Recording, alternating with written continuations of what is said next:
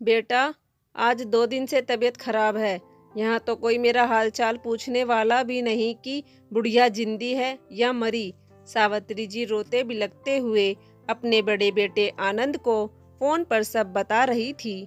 माँ, आप परेशान मत होइए, मैं शाम को आऊँगा, फिर बैठकर बात करेंगे। यह कहकर आनंद ने फोन रख दिया, लेकिन अंदर रसोई में सावित्री जी की बातें सुन रही सुनैना सोच रही थी। चाहे कितना भी कर लो अम्मा का, लेकिन हमेशा अपने बड़े बेटे के आगे यही रोना लेकर बैठी रहती है कि उनका कोई ख्याल नहीं रखता, जबकि बच्चे और राजीव उनके आगे पीछे घूमते रहते हैं। हाँ, लेकिन सुनैना उनके पास नहीं बैठती, लेकिन काम सारा वही करती है। और सुनैना का उनके पास ना बैठने का भी कारण था। हमेशा हर बात पर उसको उसकी जेठानी की अपेक्षा में नीचा दिखाने की कोशिश करती रहती थी, क्योंकि जेठानी बड़े घर की बेटी थी और वह मध्यवर्गीय परिवार से। उन्हीं सभी बातों से बचने के लिए सुनैना उनके पास बैठना पसंद नहीं करती थी, जबकि बड़ी बहू रजनी तो उनको बिल्कुल भी पसंद नहीं करती थी। सावित्री जी के 2 बेटे थे। छोटा बेटा माँ के साथ गांव में रहता और दूसरा बड़ा बेटा अपनी पत्नी और बच्चों के साथ शहर में।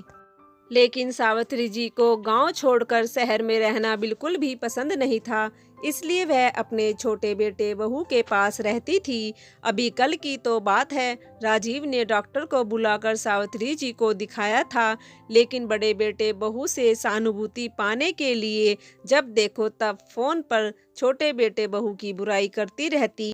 सावित्री जी की इसी बात से सुनैना को चिढ़ थी। 2 दिन बीत गए, लेकिन बड़ा बेटा आनंद माँ से मिलने नहीं आया। तीसरे दिन फिर सावित्री जी ने अपने बड़े बेटे को आने के लिए कहा। अरे, जब मर जाऊंगी तब आएगा क्या? अरे माँ, ऐसा भी क्या हो गया?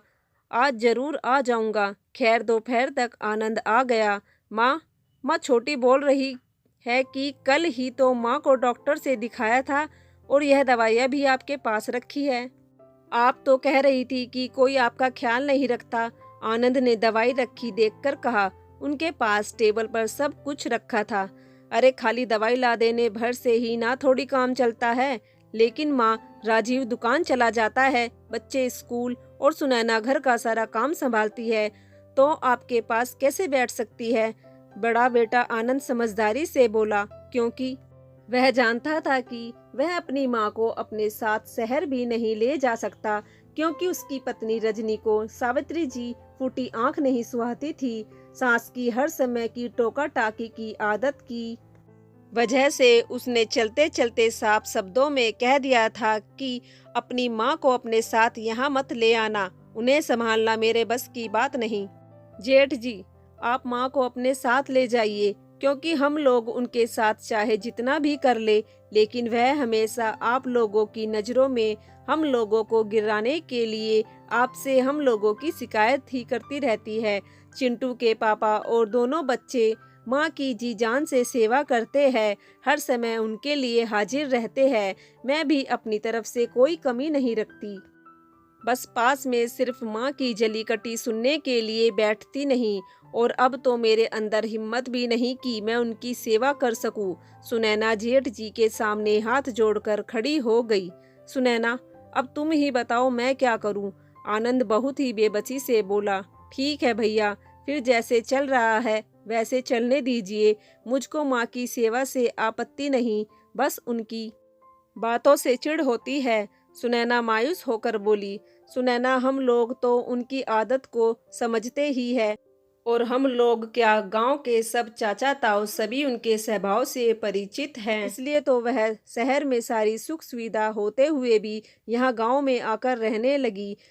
आनंद हर तरह से सुनैना को समझा रहे थे, क्योंकि वह भी जानते थे कि अगर सुनैना तैयार ना हुई अम्मा को रखने के लिए, तब वह क्या करेंगे। ठीक है, जैसा आप उचित समझे, सुनैना ने अपने जेठ जी की बात को रखते हुए कहा। लेकिन तब तक इधर सावित्री जी अपना सामान बांध चुकी थी।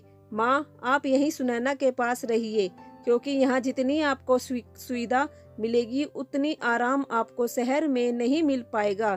फिर जब कभी बाद में मन होगा तब देखा जाएगा। आनंद सर झुकाकर बोले। तो माँ बोली, यह आंखें क्यों चुरा रहे हो? बल्कि यह क्यों नहीं कहते कि मैं अब तुम लोगों पर बोझ बन गई, तुम लोग भी मेरी सेवा नहीं करना चाहते।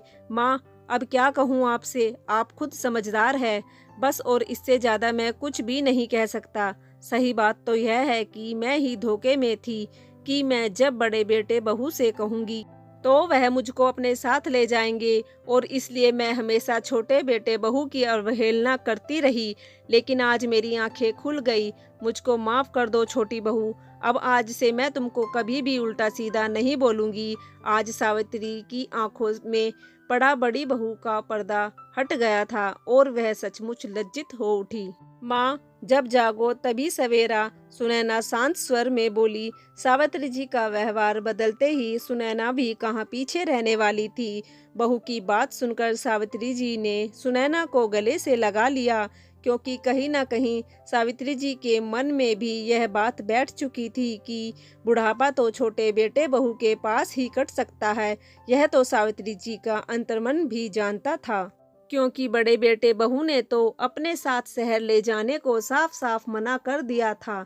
उस दिन के बाद सावित्री जी ने अपने छोटे बेटे बहू की बुराई करना बंद कर दिया और खुशी खुशी छोटी बहू के पास रहने लगी। दोस्तों, आशा करती हूँ आप लोगों को हमारी कहानी पसंद आई होगी, और अगर आपको कहानी पसंद आई है तो please please like share comment ज़रूर करना और चैनल को भी सब्सक्राइब करना। धन्यवाद।